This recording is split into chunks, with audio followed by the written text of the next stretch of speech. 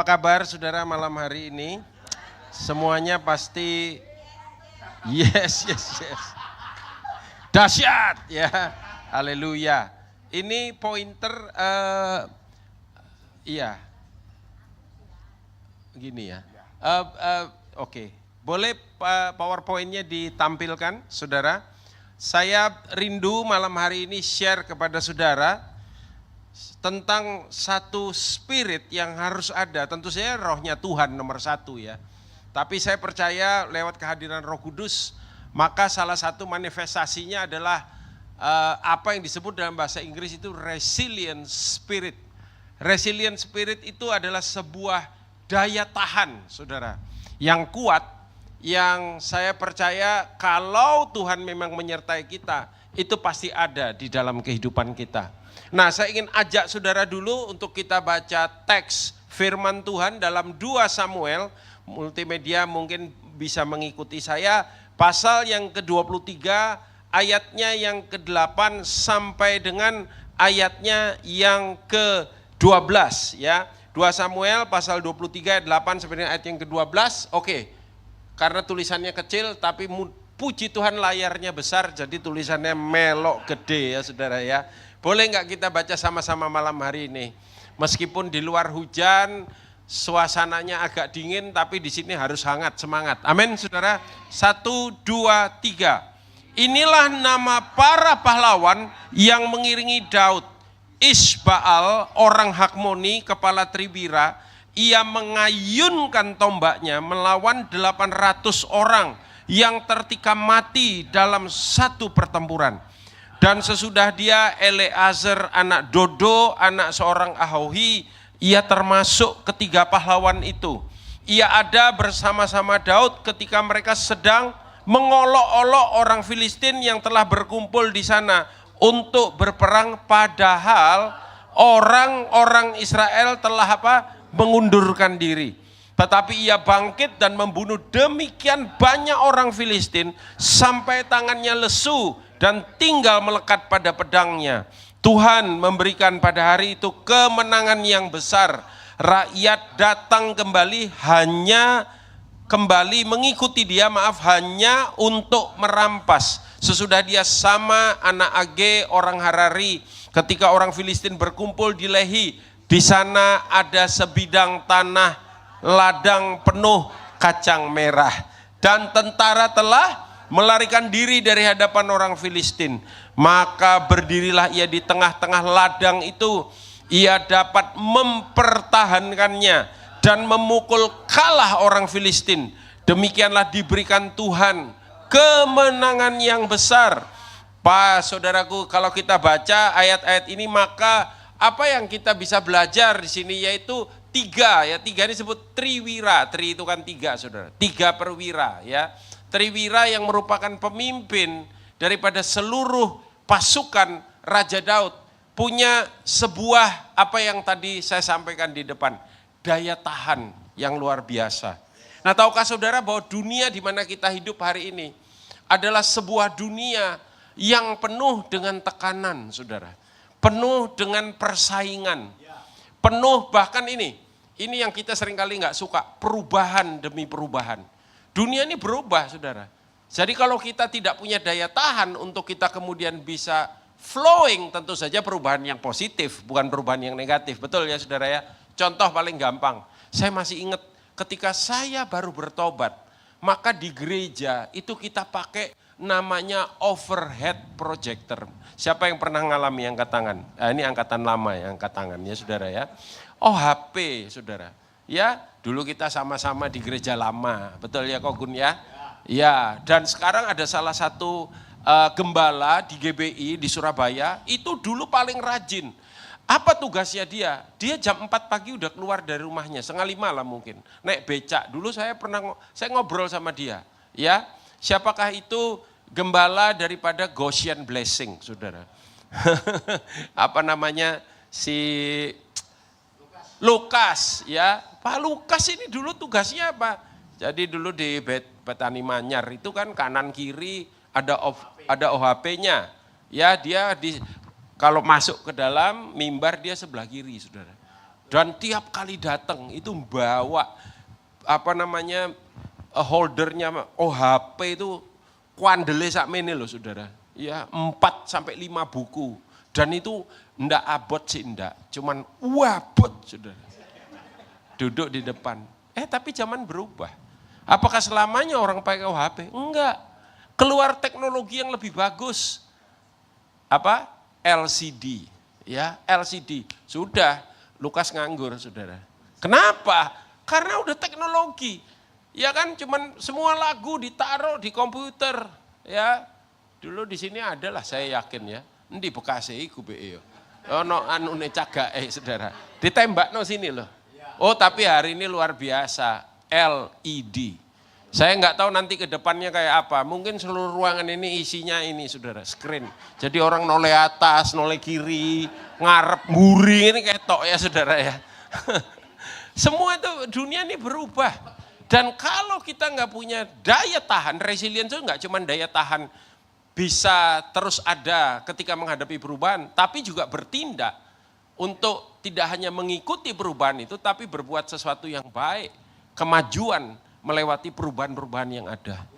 Bagaimana dengan gereja Pak Daniel? Podo. Nah, saya ingin tunjukkan dulu kepada saudara definisi daripada daya tahan. Ya saudara, ada secara praktis, ada 3 hal. Yang pertama dikatakan daya tahan itu adalah kemampuan bertahan terhadap pengaruh luar yang apa saudara? Merugikan, contoh penyakit, godaan atau serangan musuh. Ya. Firman berkata bahwa kita ini memang punya musuh. Jangan bilang orang Kristen nggak punya musuh. Ada, saudara. Orang Kristen punya musuh. Tapi musuhnya bukan darah dan daging. Amin, saudara. Saudara, orang Kristen punya musuh. Amin, Pak. Morotuoku. Enggak, bukan. Bukan ya, saudara ya. Bukan darah dan daging. Kita tahu si jahat. Itu doa daripada Tuhan Yesus dalam Injil Matius. Pasal yang ke-6. Kan terjemahan bahasa Indonesia bilang, tetapi lepaskanlah kami dari yang, terjemahan bahasa Inggrisnya enggak gitu. But deliver us from the evil one. Tetapi lepaskanlah kami dari si jahat. Yang jahat sama si jahat beda enggak saudara? Oh beda. Yang jahat itu perbuatannya. Si jahat itu lakone. Amin saudara. Siapa musuh kita? Ya lakone. Oh Pak, tapi kan lakon ini udah tua Pak. Oh iya, tapi dia update terus. Nah, masalahnya kita nggak update, saudara. Ketinggalan kita. Ya kan? Usianya udah ribuan tahun. Si jahat itu sejak jatuh dari tempat di mana Allah bertahta dikatakan Lucifer. Ya. Nah, saudara, maka apa yang dia buat? Semua ini yang merugikan. Termasuk salah satunya sekarang pengaruh apa, saudara? Media. Betul nggak? Oh iya, ada ya ini senior lah bilang, pendeta itu bukan TikToker. Jadi pendeta nggak boleh punya TikTok. Waduh, TikTok kalau pendeta nggak masuk situ dan menyatakan nilai kebenaran, yang jahat akan ada di situ. Hari-hari ini adalah jahat, kata kitab Efesus, betul nggak saudara? Iya, apa maksudnya hari-hari ini jahat? Maksudnya gini, kalau kita nggak jaga-jaga, yang jahat itu akan terjadi. Si jahat itu terus bekerja. Kalau si jahat terus bekerja, kita harus bekerja lebih keras. Setuju saudaraku, amin. Lalu kemudian tidak hanya ini, kemampuan bertahan terhadap pengaruh luar, tetapi juga kemampuan untuk terus, katakan terus saudara. Iya, artinya enggak boleh apa? Enggak boleh mandek. Amin.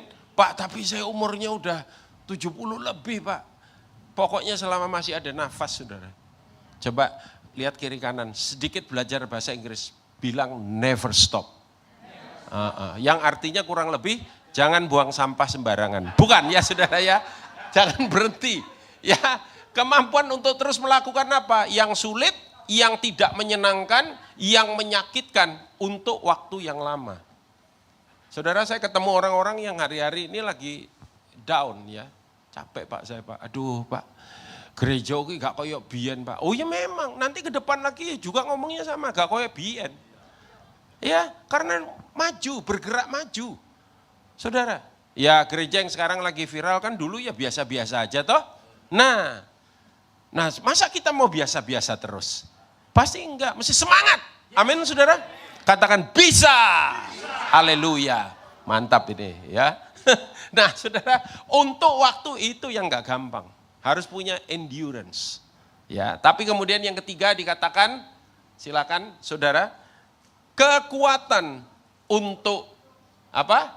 Menahan sesuatu yang menantang. Kekuatan untuk menahan itu apa? Bukan defense, tapi offense. Saya nggak tahu siapa yang ngomong pertama kali itu, yang nulis, dibilang, the best defense is offense. Ya, bertahan yang terbaik itu adalah menyerang.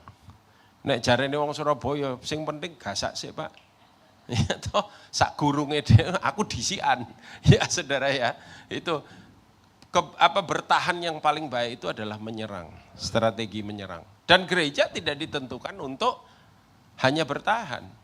Ya, mungkin mundur 1 langkah bisa ambekan, mari ngono maju 3 langkah. Amin. Apa maneh wong Surabaya. Amin, saudara. Nah, ya. Nah, saudara, dari 3 pahlawan Daud, kita malam hari ini mau belajar bagaimana kita punya resilient spirit, sebuah daya tahan yang luar biasa. Saudara tahu enggak, generasi muda kita sekarang oleh para ahli sosial dikasih nama enggak bagus, strawberry generation. Nah, kelihatannya strawberry kan, strawberry enak Pak, ambune enak, rasanya enak. Yang dilihat bukan enaknya, jembretnya itu loh saudara. Ya, Profesor Renald Kasali, saya pernah lihat TikToknya, dia bilang generasi muda sekarang ini enggak punya daya tahan yang kuat. Kerja angel titik, metu. Ya kan? Terus ini enggak sesuai dengan passion saya. Ya bagus kalau kita bisa melayani atau bekerja sesuai passion.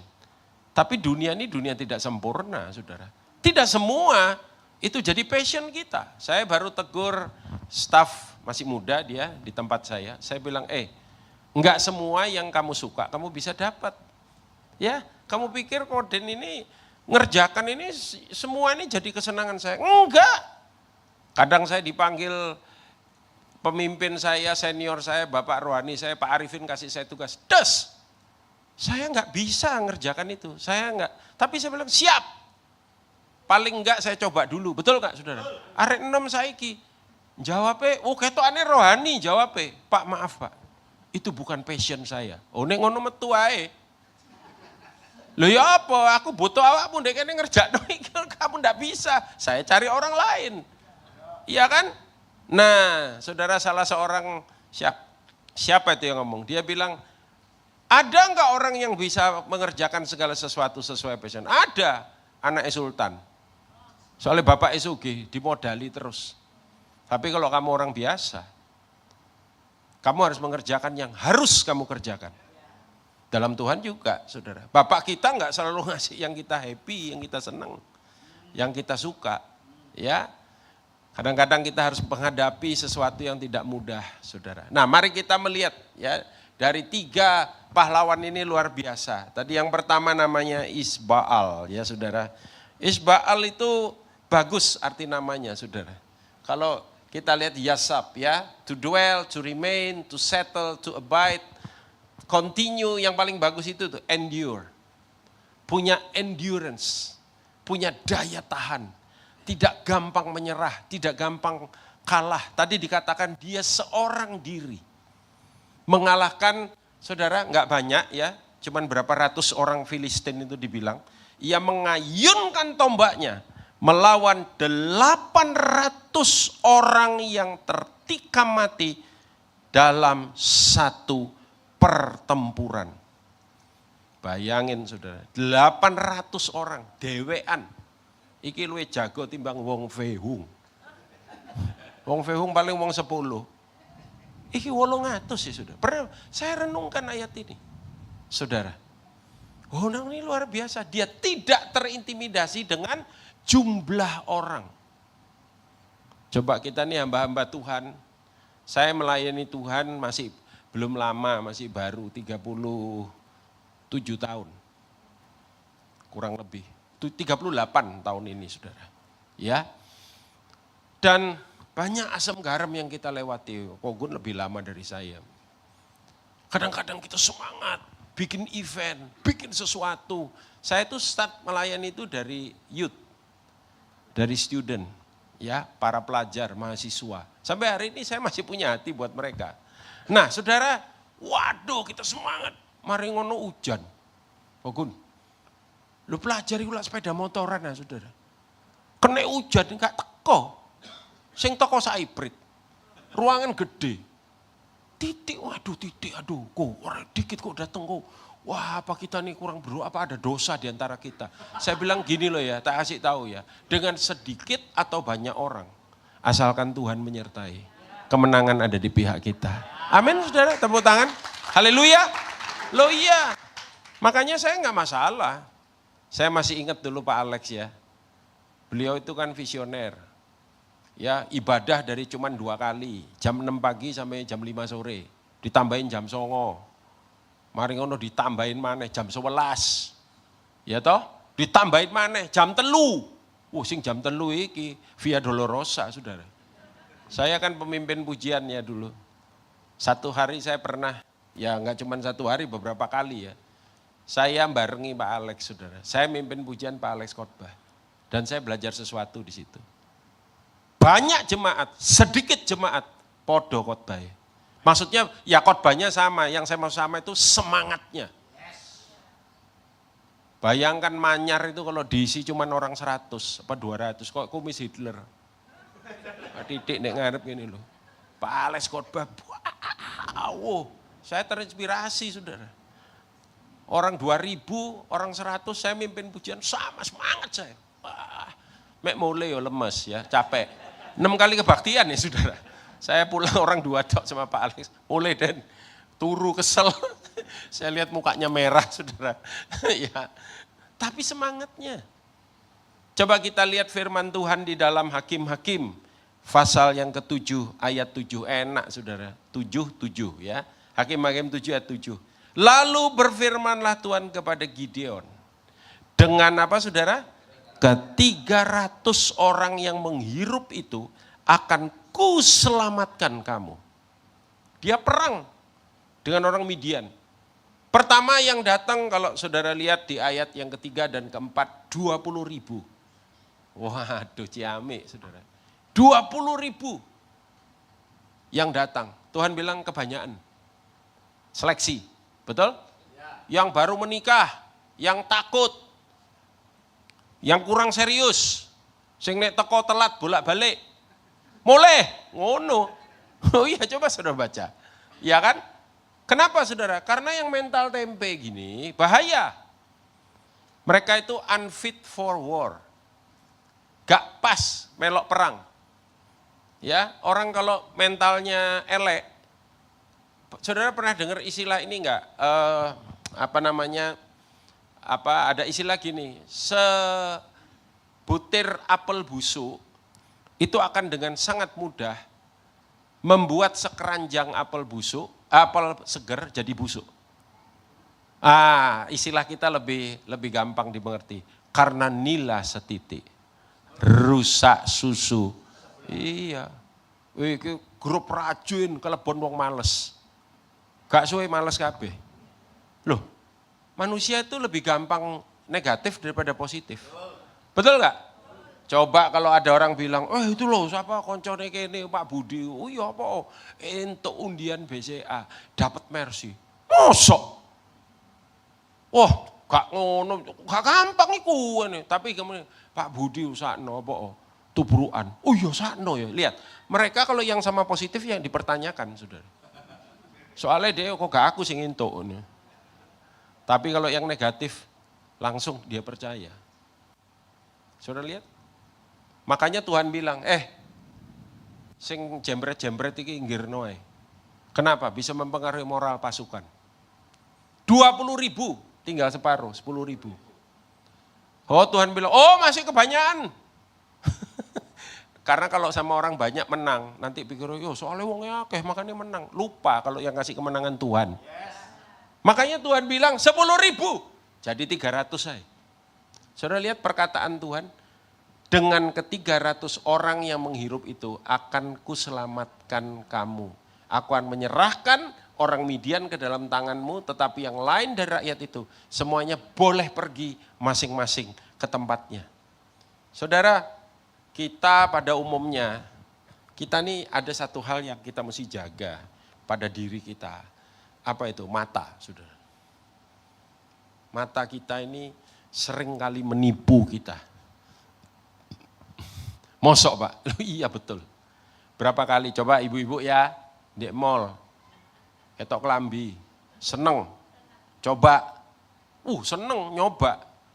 Saya kasih tahu ya saudara, jangan terlalu percaya sama cermin di mall. Cermin di mall itu disetting supaya saudara ketok ayu, ketok langsing, ketok keren, langsing rodok dukur, tahu kutilang. Kurus tinggi langsing. Wah, ya ibu-ibu kan kalau kutilang kan seneng toh. Memang itu cermin itu diatur begitu, kasih pencahayaan yang bagus pakai ayu ya aku ya. Kok aku nganggo kelambi iki langsing loh aku. Waduh seneng aku tuku mole. Nek kamar dipakai tidak seindah warna aslinya. Mau nek mall kok api, kok iki kok elek. Bojone ngomong api opo? Kon gundek ngono lho. Gundek tapi anaknya papat ya saudara. Anyway, mata ini suka nipu kita. Ayo bapak-bapak berapa kali ngelihat, wayune yo, cewek itu kok ayu, dicedeki dada oga. Nih, makanya saya selalu berdoa, sudah tahu nggak salah satu doa saya bilang Tuhan mampukan, supaya saya bisa melihat melampaui apa yang saya bisa lihat dengan mata jasmani saya. Ada quotes bagus, ini bukan dari saya, cuman ngutip ya. Nggak tahu siapa yang ngomong pertama. Dibilang, don't judge the book by its cover. Yang artinya bersatu kita teguh. Jangan menilai buku dari sampulnya. Saudara, di bidang pemasaran, ya saya kan suka membaca saudara. Saya suka sama buku. Itu ada research yang mengatakan bahwa buku dengan warna sampul tertentu dan desain tertentu cenderung dibeli orang. Dan unfortunately dibilang, tanpa mereka melihat isinya. Isinya gak sepiro, desain sampulnya keren saudara. Orang ngelihat, jami iki. Loh, saya banyak menemukan buku rohani, itu desainnya welek salah, kuno-kuno.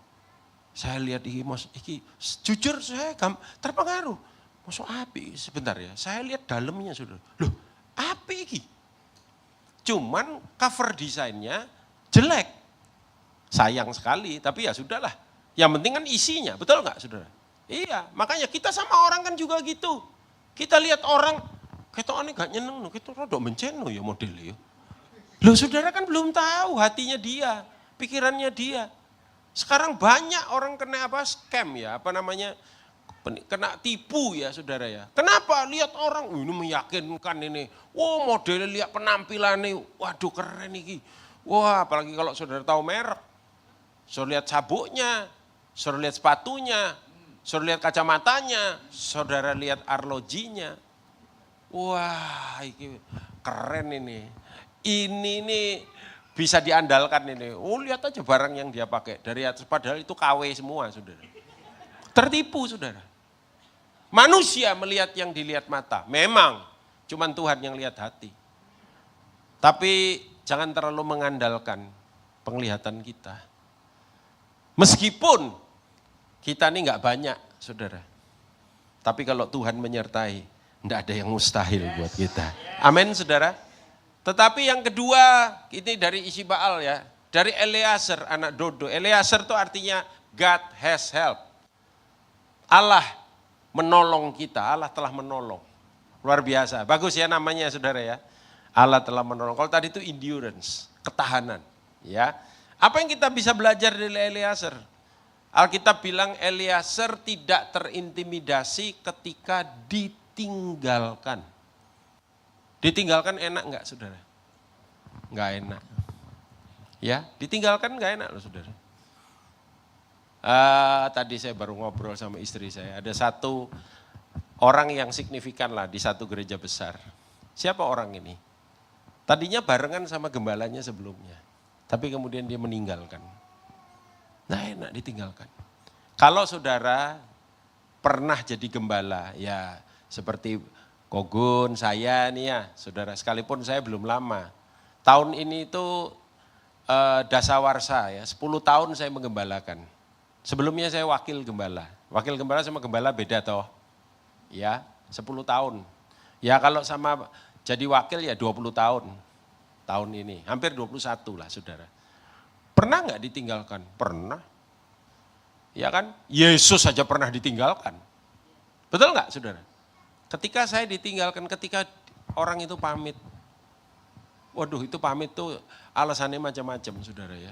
Jadi kalau sekarang ini, kalau ada yang pamit, saya nggak nanya lagi apa, oh kamu mau keluar. Oke, kamu sudah yakin, sudah berdoa, sudah. Saya release with the blessing.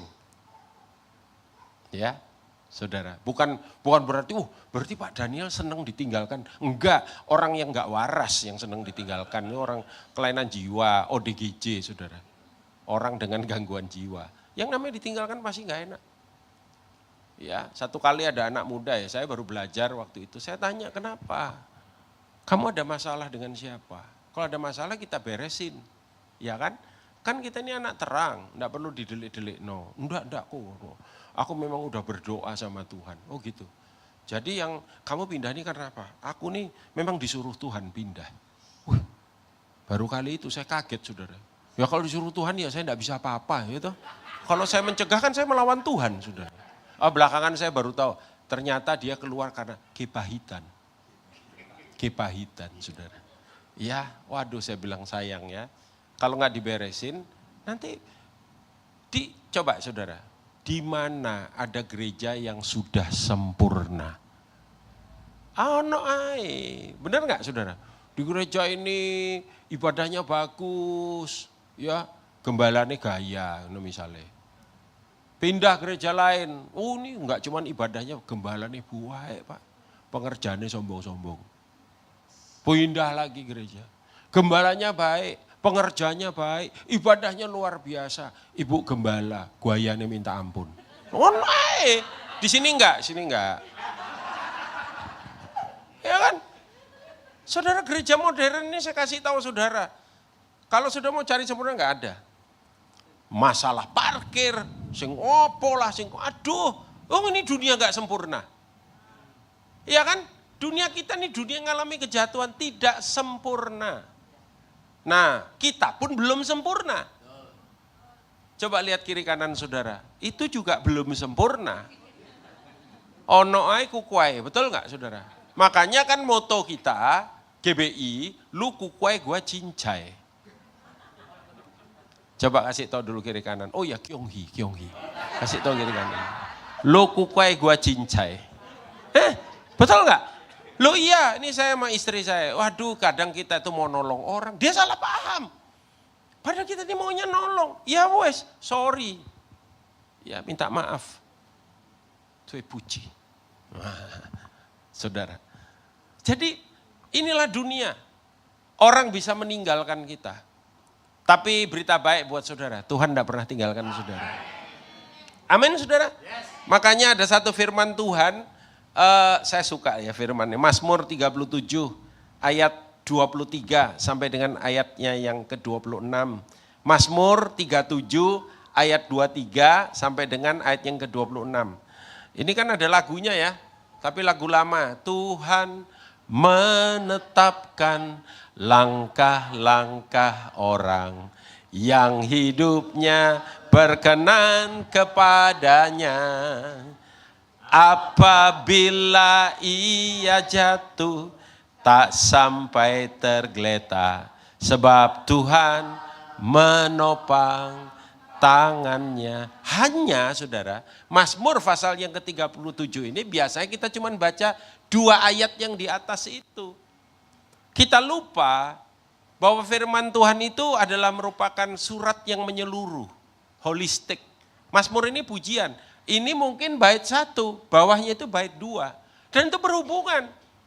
Karena Tuhan tidak pernah meninggalkan kita. Ayat yang ke-25 berkata, dahulu aku muda, sekarang telah menjadi tua, itu wajar, betul nggak saudara? Ya kan, kita nih umur nggak tambah mundur, umur ya tambah nambah. Ya, Kogun sekarang umur berapa Kogun? 72. Berarti lebih muda 1 tahun dari Bapak ya. Pak Arifin 73, saudara. Saya baru saja nambah umur saya 58. Ya, umur masih nambah, tiap tahun nambah. Ya kan, ada yang nanya saya, gurung swidak Pak ya? Gurung, swidak itu sweet 17. Swidak, ya saudara. Kalau 58 saya bilang masih 2 tahun lagi. Ya kan, sekarang telah menjadi itu, oke. Tetapi tidak pernah kulihat orang benar ditinggalkan. Dan anak cucunya meminta-minta roti. Tiap hari ia menaruh belas kasihan dan memberi pinjaman. Dan anak cucunya menjadi berkat. Tepuk tangan dulu buat Tuhan Yesus. Kalau anak cucunya jadi berkat, anak cucunya diberkati enggak saudara? Enggak mungkin kita jadi berkat kalau kita belum diberkati. Luar biasa. Ya, jadi kalau kita ditinggalkan, fine. Yang penting kita tahu kita ini dalam posisi benar. Ya kalau posisi salah ya bertobat saudara.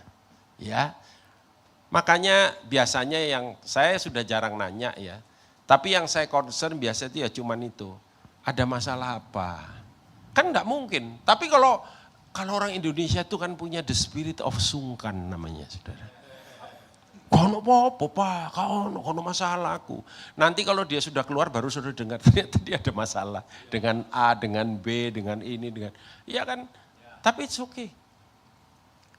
Kalau Yesus saja pernah ditinggalkan. Coba ya saudara ya. Saya awal-awal saya belajar mengembalakan. Saya sangat tertekan ketika orang meninggalkan gereja kami.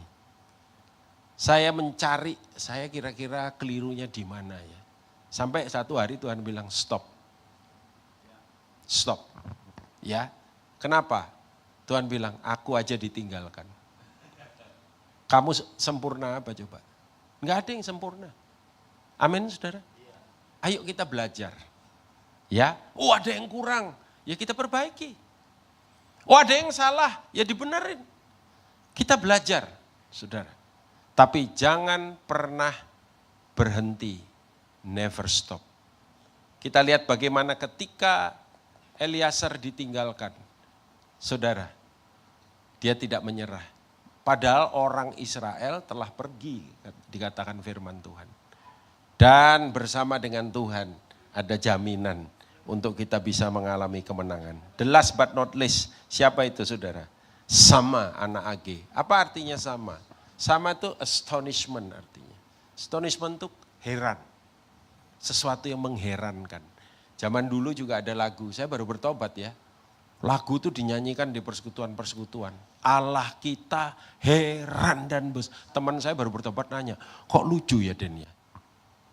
Tuhan kok heran nih maksudnya apa? Dia tuh mengherankan kita. Astonishment. Ayo kita punya spirit yang kayak gini. Orang bilang gini, gila ya orang itu ya. Padahal ngalami apa aja. Heran loh aku. Nah itu sama saudara. Apa yang terjadi pada sama? Dia ada di tempat yang insignifikan itu tidak berarti. Ladang penuh kacang merah. Tahu kacang merah? Kacang merah itu berarti hanya ketika dibikin brenebone dan satu lagi es kacang merah. Ya saudara ya, ladang penuh kacang merah. Iya nek ladang tambang emas atau berlian. Ladang penuh buat apa dipertahankan? Nah seringkali orang bilang begitu. Saya kasih tahu saudara, mungkin yang sekarang ada di hidup saudara, itu tidak terlalu insignifikan. Tapi itu dari Tuhan. Ya, saya ketemu hamba-hamba Tuhan yang tugasnya itu di desa terpencil. Yang bahkan nama desanya atau nama daerahnya itu tidak pernah, Bapak pernah dengar nama ini? Gak pertama kali ini saya dengar. Nah itu tempat saya Pak. Mungkin tidak ada di peta. Google pun angkat tangan ketika kita coba nyari. Iya kan, tersesat kemana saudara. Ya. Dan dia ada di situ. Tuhan suruh dia untuk ada di situ. Dia taat. Itu spiritnya sama. Ya. Nah, saya dalam pertemuan sidang majelis daerah khusus, nanti bulan Maret ini kan umum ya. Bulan Maret ini. Itu saya duduk dengan para pengurus kita, coba memetakan GBI di Surabaya. Di mana daerah di Surabaya yang GBI ini paling sedikit? Menurut saudara di daerah mana? Ini ya, pusat, barat, timur, utara, selatan. Di mana kira-kira GBI paling sedikit ada gereja di situ? Daerah mana kira-kira? Bedaan ya saudara. Salah nggak apa-apa, bener dapat sepeda. Sepeda-sepedaan maksudnya. Daerah mana coba kira-kira saudara? Hah? Siapa yang bilang selatan? Angkat tangan. Siapa yang bilang barat? Siapa yang bilang timur? Pinter, barat timur paling akeh. Ya, siapa yang bilang pusat ini Pak yang sedikit?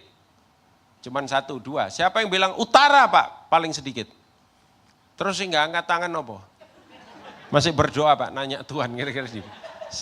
Saya kasih tahu saudara, yang paling sedikit itu di utara. Kenapa? Utara itu paling banyak saudara tiri kita. Ya, Telok Lemak. Itu paling banyak, kan dekatnya Madura. Betul nggak?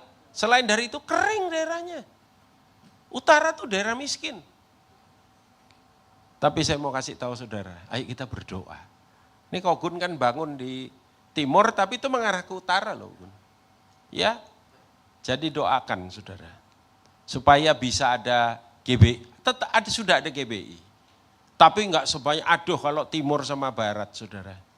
Ya, banyak sekali. Timur sama barat. Saya doa yuk, Tuhan utara. Ya, ini insignificant place. Tempat yang apa saudara? Yang tidak kelihatannya itu berarti. Tapi kalau kita masuk situ saya percaya. Ada sesuatu yang pasti Tuhan lakukan dan kerjakan buat kita. Ayat Mika pasal 5 ayat yang pertama. Lihat ini, dikatakan begini. Tetapi engkau, hai Bethlehem Efrata, apa disebut? Hai yang terkecil di antara kaum-kaum Yehuda. Yang terkecil tidak berarti yang terlemah. Loh iya, Pak Roni Daud itu teman saya bilang, size doesn't matter katanya. Sing penting saduane. Kan dia kecil. Ya, satu kali dia khotbah di gereja tradisional, mimbarnya kan dukur-dukur. Dia berdiri di depan dan dia bilang, saudara-saudara yang terkasih, saya hanya ingin kasih tahu, mimbar ini mengintimidasi saya. Soalnya sakmen ini, ya saudara, ukuran gak jadi masalah, sih penting saduan ya katanya. Nah saudara, lihat yang terkecil, tetapi lihat tuh, daripadamu akan bangkit bagiku, seorang yang akan memerintah Israel yang permulaannya sudah sejak purbakala, sejak dahulu kala. Saudara, yang terkecil. Tapi dengar baik-baik, karena sang raja Tuhan Yesus memilih untuk dilahirkan di sana. Bethlehem jadi signifikan.